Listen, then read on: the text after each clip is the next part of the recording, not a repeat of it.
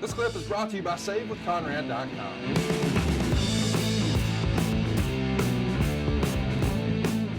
It's a great one. On the door. Yeah. And here comes The Rock. And of course, he's going to cut a promo about how, this tournament to merge the world titles is silly because everybody knows it's going to come down to Rock and Austin.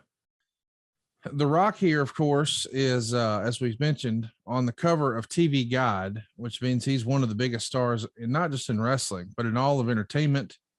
Earlier this same year is when the Scorpion King came out, May of 2001. And we know he's going to go on to bigger and better things. You just saw the graphic there. That means we're in the changeover. And top of the hour. We're at the top of the hour. That's exactly right. And that's one of the hot spots of booking wrestling television, or so we hear, Jim. It is. How important do you think the switch from hour 1 to hour 2 is? Well, it's very important because a lot of people are watching another program in that first hour.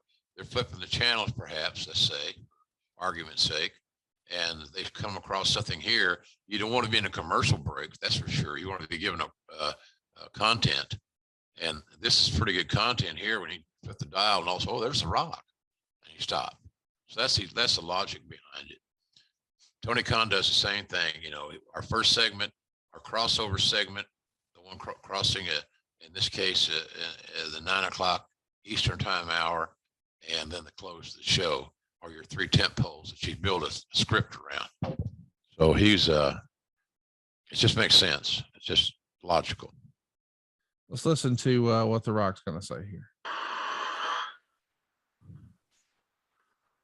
Finally, The Rock has come back to Oklahoma City. You're finding it down. Here it is. This is a big deal for Oklahoma City, getting The Rock and Austin on this card. And the crowd chanting his name. You think we'll see a star like that in wrestling again, Jim? Man, Connor, that's hard to say because I've said this before, he's a once in a lifetime talent. I'm not sure, man. It's hard.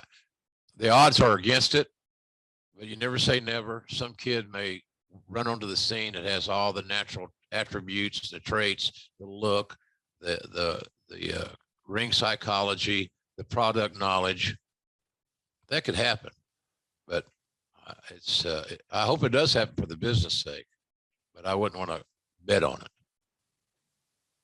It's remarkable. Let's take a listen.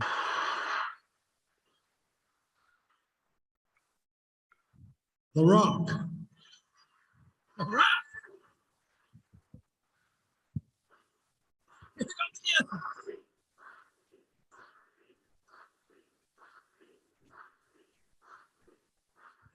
They're just in lockstep with everything he does. They're eating out of the palm of his hand. And we see he's got the WCW big gold, their world title over his shoulder. We're marching towards Vengence. Did you have any idea here a few weeks out? And I know sometimes you would say you didn't want to know creatively, but did you know in general we're going with Chris Jericho, or were you as shocked as we were at home? No, I knew that's where we were headed, to try to get him over, because The Rock's increased movie schedule and all those other opportunities that he had. Austin's coming off injuries, and we knew that Rock would always be there for us when his schedule permitted, but that was not always going to be the case, scheduling wise.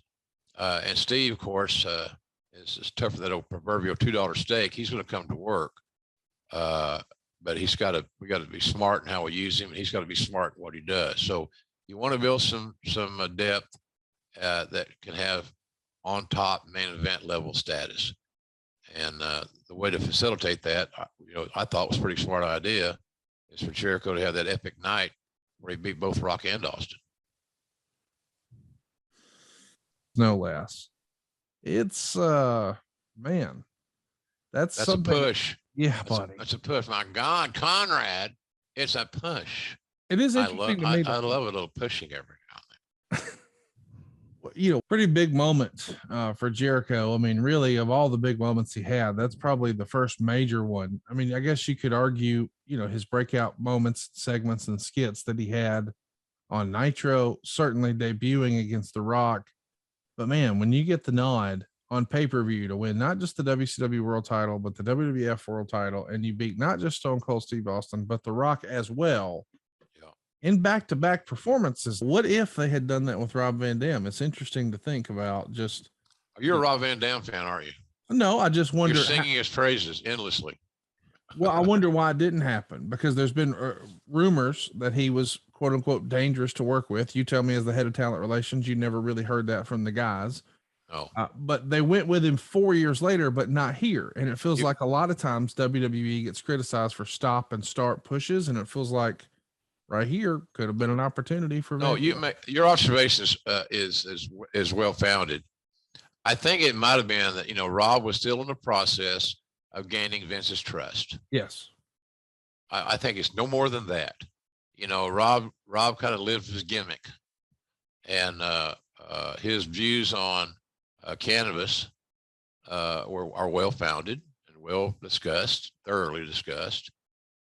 He'll discuss it with you anytime today. So I just felt like that was probably a process that Vince had to get comfortable with this guy with a very unique lifestyle. And it was going to take a little bit of time for that relationship to bond and to galvanize. And it did take some time. But in the meantime, Rob made some great money. He made more money than he ever made in ECW or anywhere else. Sure, for sure. So, notwithstanding the fact he got paid on time. Hey, it's Conrad Thompson. Thanks for checking out the podcast here on YouTube. Be sure to hit the subscribe button and the notifications bell so you get a notice anytime we upload some new content. And go save yourself some money right now. If you're in a 30-year loan or you have credit card debt, it's not a matter of if I can save you money. It's a matter of how much. Find out right now for free at SaveWithConrad.com.